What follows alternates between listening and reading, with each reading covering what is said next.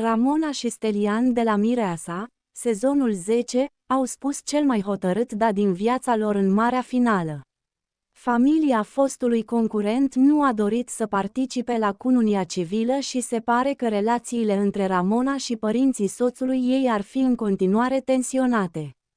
Ramona și Stelian de la Mireasa, sezonul 10, tot mai multe semne că nu ar mai fi împreună. Unele voci spun deja că Ramona și Stelian nu ar mai forma un cuplu și că ar fi fost despărțiți de mama fostului concurent, care a spus de la început că nu o va accepta ca noră. De când s-a terminat competiția, cei doi nu s-au afișat împreună, iar Ramona a postat mai multe mesaje controversate.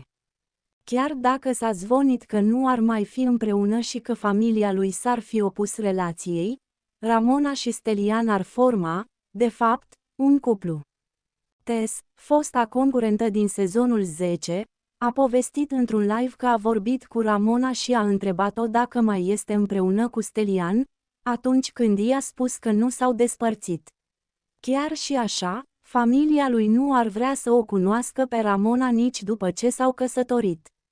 Sunt împreună încă, am vorbit eu cu Ramona ieri. A zis că ea a rămas la ea, ele acasă la el. E meci greu acolo. E greu. Eu i-am înțeles pe părinții lui Stelian că nu au venit, dar dacă toți s-au luat și spun că se iubesc, să se pună toți la o masă și să vorbească. Nu vor să o cunoască pe Ramona sub nicio formă. Ramona e la filia și acum, nu e în București, nu sunt aproape unul de celălalt.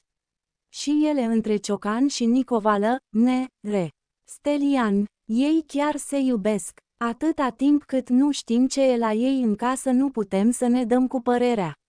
E greu, ei știu, a spus Tess, fosta concurentă de la Mireasa, sezonul 10, într-un live, pe TikTok.